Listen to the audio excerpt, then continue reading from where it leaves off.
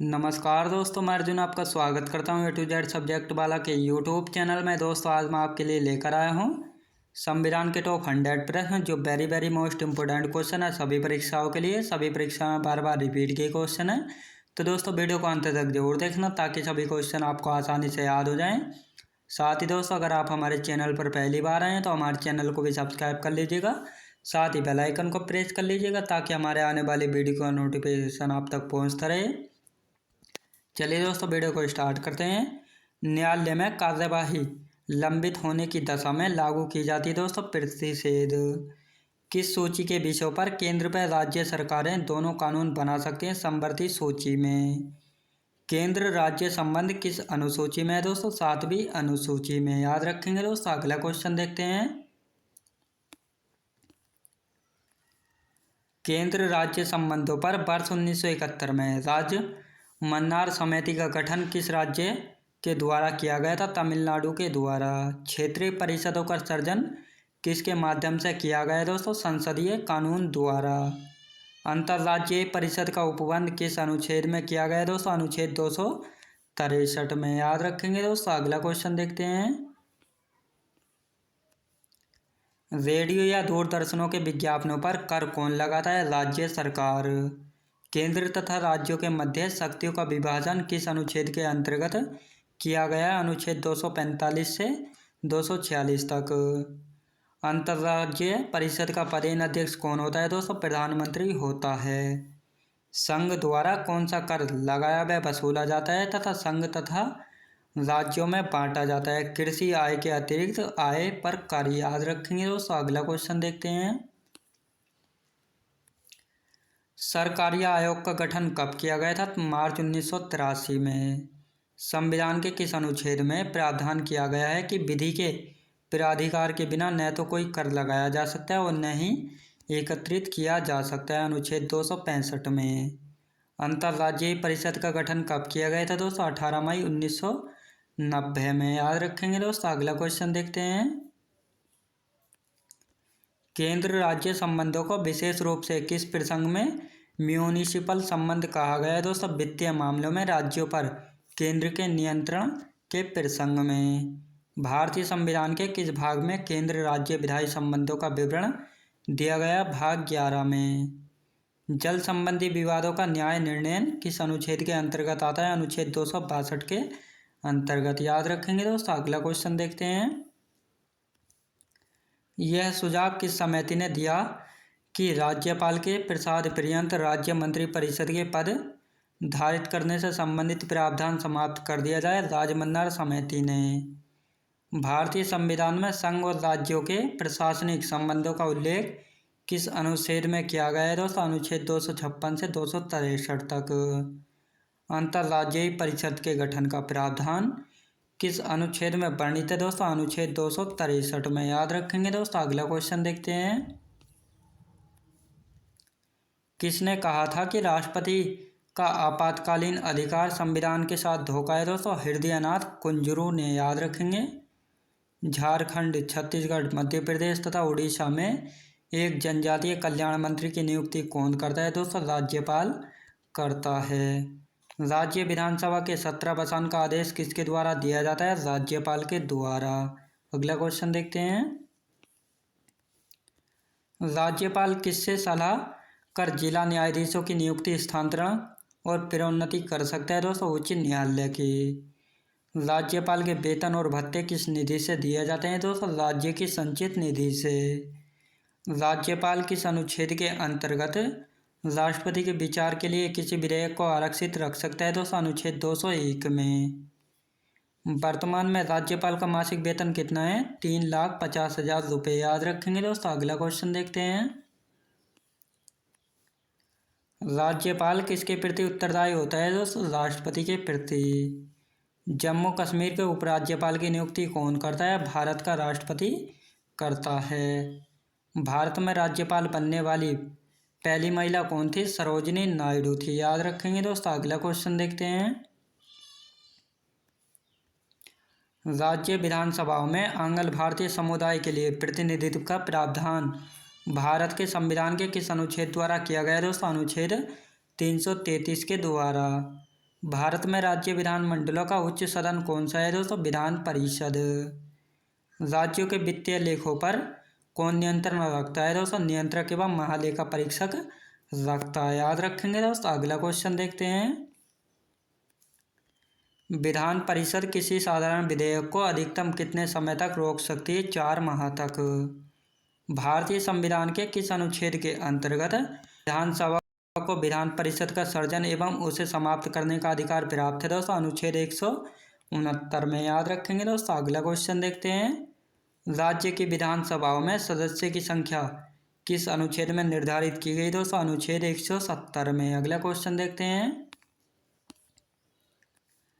कटौती प्रस्ताव को और किस अन्य नाम से जाना जाता है दोस्तों? समापन प्रस्ताव के नाम से। यदि कोई धन विधेयक लोकसभा द्वारा स्वीकृत कर दिया जाए तो राज्यसभा इसे अधिक से अधिक कितनी अवधि तक रोक सकती है दोस्तों? 14 दिन की अवधि तक रोक सकती है। लोकसभा तथा राज्यसभा के संयुक्त अधिवेशन की अध्यक्षता कौन करता है दोस्तों? लोकसभा अध्यक्ष करता है। अगला क्वेश्चन देखते हैं। संसद की किस समिति में राज्यसभा का प्रतिनिधित्व नहीं होता है दोस्तों? प्राक्कलन समिति में। अंतर्राष्ट्रीय संधियों को भारत के किसी भाग में अथवा संपूर्ण भारत में लागू करने के लिए संसद कोई भी कानून बना सकती है बिना किसी राज्य की सहमति से। भारतीय संसद किसके माध्यम से प्रशासन पर नियंत्रण करती है दोस्तों? संसदीय समितियों के माध्यम से। याद रखेंगे दोस्तों। अगला क्वेश्चन देखते हैं। सरकार द्वारा लोकसभा में अपना बहुमत सिद्ध करने के लिए कौन सा प्रस्ताव रखा जाता है? विश्वास प्रस्ताव। भारतीय संसद के दोनों सदनों की प्रथा संयुक्त बैठक किस विधेयक पर हुई थी दोस्तों? दहेज उन्मूलन विधेयक पर हुई थी वर्ष 1961 में। लोक लेखा समिति अपनी रिपोर्ट किसे प्रस्तुत करती है दोस्तों? लोकसभा अध्यक्ष को। याद रखेंगे दोस्तों। अगला क्वेश्चन देखते हैं। संसद में लोक लेखा समिति के अध्यक्ष की नियुक्ति किसके द्वारा की जाती है? लोकसभा अध्यक्ष के द्वारा। संसद राज्य सूची के किसी विषय पर कानून बना सकती है दोस्तों यदि राज्यसभा ऐसा संकल्प पारित करती है। किसी मंत्री के विरुद्ध विशेष अधिकार प्रस्ताव कब लाया जा सकता है दोस्तों? जब वह मंत्री किसी मामले के तथ्यों को रोकता है या तथ्यों को गलत वर्णन देता है। याद रखेंगे दोस्तों। अगला क्वेश्चन देखते हैं। संसद द्वारा वर्ष 1989 में निर्मित कानून के अनुसार एक नागरिक के वयस्क होने की आयु कितनी है दोस्तों? 18 वर्ष। लोकसभा में शून्यकाल की अवधि अधिक से अधिक कितनी हो सकती है दोस्तों? 1 घंटा की। भारतीय संसद की संप्रभुता किसके द्वारा प्रतिबंधित है दोस्तों? न्यायिक समीक्षा से। राज्य सरकार को कानूनी विषयों पर कौन परामर्श देता है दोस्तों? महाधिवक्ता देता है। याद रखेंगे दोस्तों। अगला क्वेश्चन देखते हैं। संसद की लोक सेवा समिति की बैठकों में कौन उपस्थित रहता है दोस्तों? भारत का नियंत्रक एवं महालेखा परीक्षक। भारत का नियंत्रक एवं महालेखा परीक्षक किसका मार्गदर्शक होता है दोस्तों? लोक लेखा समिति का।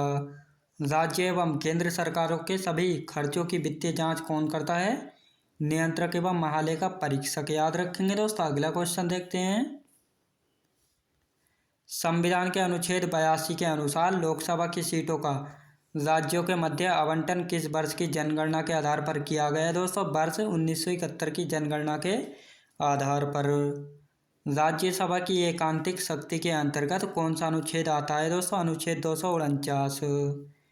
संविधान की चौथी अनुसूची में किस प्रकार के प्रावधान है दोस्तों? राज्यसभा में स्थानों के आवंटन से संबंधित। याद रखेंगे दोस्तों। अगला क्वेश्चन देखते हैं। भारतीय संविधान के अंतर्गत संसद के सदस्यों के विशेष अधिकारों तथा उन्मुक्तियों को कौन सा एक प्रावधान निर्धारित करता है दोस्तों? अनुच्छेद 105। भारतीय संविधान का कौन सा अनुच्छेद संसद को अंतर्राष्ट्रीय समझौतों को लागू करने के लिए विधि निर्माण करने की शक्ति प्रदान करता है? अनुच्छेद 253। लोकसभा में राज्यवार सीटों का आवंटन सन 1971 की जनगणना पर आधारित है। यह निर्धारण किस वर्ष यथावत रहेगा? वर्ष 2026 तक। याद रखेंगे दोस्तों। अगला क्वेश्चन देखते हैं। किस राज्य में लोकसभा में अनुसूचित जनजातियों के लिए सर्वाधिक सीटें आरक्षित हैं? मध्य प्रदेश में है 6 सीटें। लोकसभा में 2 आंग्ल भारतीय सदस्य कौन मनोनीत करता है दोस्तों? भारत का राष्ट्रपति। लोकसभा व राज्यसभा के सर्वाधिक प्रतिनिधि भारत के किस राज्य से आते हैं दोस्तों? उत्तर प्रदेश राज्य से आते हैं, याद रखेंगे दोस्तों। अगला क्वेश्चन देखते हैं। उत्तर प्रदेश के पश्चात लोकसभा में सर्वाधिक सीटें किस राज्य में है दोस्तों? महाराष्ट्र राज्य में 48 सीटें। परिसीमन के पश्चात उत्तर प्रदेश में मतदाताओं की संख्या की दृष्टि से सबसे बड़ा लोकसभा क्षेत्र कौन सा है दोस्तों? उन्नाव है, जो कि उत्तर प्रदेश में है। राज्य के नीति निर्देशक सिद्धांतों को भारतीय संविधान में शामिल किए जाने का उद्देश्य क्या है दोस्तों? सामाजिक और आर्थिक लोकतंत्र को स्थापित करना है, याद रखेंगे दोस्तों। अगला क्वेश्चन देखते हैं। कल्याणकारी राज्य की संकल्पना का समावेश संविधान के किस भाग दोस्तों? राज्य के नीति निर्देशक सिद्धांतों में। भारत के संविधान में समान कार्य के लिए समान वेतन के अधिकार का प्रावधान कहाँ किया गया है दोस्तों? राज्य के नीति निर्देशक सिद्धांतों में। संविधान के किस अनुच्छेद में उद्योगों के प्रबंधन में कर्मकारों की भागीदारी का प्रावधान किया गया है दोस्तों? अनुच्छेद 43 के क्या में, याद रखेंगे दोस्तों। अगला क्वेश्चन देखते हैं। राज्य के नीति निर्देशक सिद्धांत एक ऐसा चेक है जो बैंक की सुविधा अनुसार अदा किया जाता है। यह कथन किसका है? केटी शाह का। भारतीय संविधान में मूल कर्तव्य किस समिति की अनुशंसा पर शामिल किए गए थे? सरदार स्वर्ण सिंह समिति के आधार पर, याद रखेंगे दोस्तों। अगला क्वेश्चन देखते हैं। भारतीय संविधान में 11वीं मूल कर्तव्य को किस संविधान संशोधन के द्वारा जोड़ा गया था? 86वें संविधान संशोधन अधिनियम 2002 के तहत। अगला क्वेश्चन देखते हैं। मूल कर्तव्यों को मुख्यतः किन 2 वर्गों में रखा जाता है? नैतिक कर्तव्य तथा नागरिक कर्तव्य में। मूल कर्तव्यों के अंतर्गत स्वतंत्रता संग्राम के उच्च आदर्शों का सम्मान कौन सा कर्तव्य माना जाता है? नैतिक कर्तव्य है। महिलाओं के सम्मान के लिए कुप्रथाओं का त्याग करना प्रत्येक नागरिक का कर्तव्य है। किस अनुच्छेद में वर्णित है? अनुच्छेद 51 के क्या के 5 में, याद रखेंगे दोस्तों। अगला क्वेश्चन देखते हैं। मूल कर्तव्य किन पर लागू होते हैं? केवल नागरिकों पर। भारत में राष्ट्रपति उम्मीदवार के प्रस्ताव का अनुसमर्थन कम से कम कितने सदस्य द्वारा किया जाना चाहिए? 50 निर्वाचकों द्वारा। भारत में राष्ट्रपति का निर्वाचन किस प्रकार होता है दोस्तों? अप्रत्यक्ष मतदान से। अगला क्वेश्चन देखते हैं।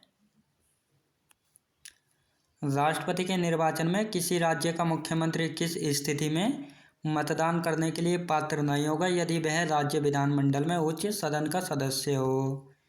कौन राष्ट्रपति के निर्वाचक मंडल का तो भाग है, परंतु वह उसके महाभियोग में भाग नहीं लेता है? राज्यों की विधानसभाओं में। अपनी राष्ट्रवादी प्रतिक्रिया में भारतीय संविधान के निर्माताओं ने अल्पसंख्यकों के हितों तथा भावनाओं के महत्व को कम करके आंका है। यह कथन किसका है? आइवर जेनिंग्स का। अगला क्वेश्चन देखते हैं।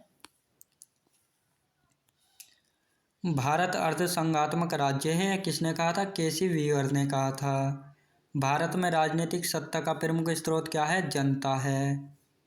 भारत की स्वतंत्रता के बाद भारतीय राष्ट्रीय कांग्रेस को एक राजनीतिक दल के रूप में भंग कर दिया जाना चाहिए। ये सुझाव किसने दिया था? महात्मा गांधी ने।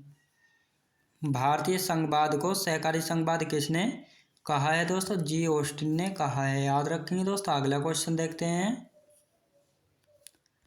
अध्यक्षात्मक शासन प्रणाली में कार्यपालिका की समस्त शक्तियां किसमें निहित होती हैं दोस्तों? राष्ट्रपति में। कृषि भारतीय संविधान की किस सूची से संबंधित है दोस्तों? राज्य सूची से। पंचायती राज किस सूची में सम्मिलित है दोस्तों? राज्य सूची में। भारतीय संविधान का कौन सा भाग भारत को एक धर्मनिरपेक्ष राज्य के रूप में वर्णित करता है? संविधान की प्रस्तावना, याद रखेंगे दोस्तों। अगला क्वेश्चन देखते हैं। भारत एक गणतंत्र है, इसका क्या अर्थ है दोस्तों? भारत में वंशानुगत शासन नहीं है। भारत के संदर्भ में धर्मनिरपेक्ष शब्द का सही भाव क्या है दोस्तों? भारत में राज्य का कोई धर्म नहीं है, याद रखेंगे दोस्तों। अगला क्वेश्चन देखते हैं। उद्देशिका में सम्मिलित सामाजिक, आर्थिक व राजनीतिक न्याय के तत्व किससे संबंधित है दोस्तों? 1917 की रूसी क्रांति से, याद रखेंगे दोस्तों। अगला क्वेश्चन देखते हैं। सभी व्यक्ति पूर्णतः और समान रूप से मानव है, यह सिद्धांत जाना जाता है सार्वभौमिकता का। भारत में लौकिक सार्वभौमिकता है क्योंकि संविधान की प्रस्तावना आरंभ होती है हम भारत के लोक शब्दों से। राज्य का सबसे महत्वपूर्ण तत्व क्या है दोस्तों? संप्रभुता है। भारतीय संविधान में राज्यपाल को मनोनीत किए जाने की पद्धति में किस देश का अनुसरण किया गया है दोस्तों? कनाडा देश का। याद रखेंगे दोस्तों। अगला क्वेश्चन देखते हैं।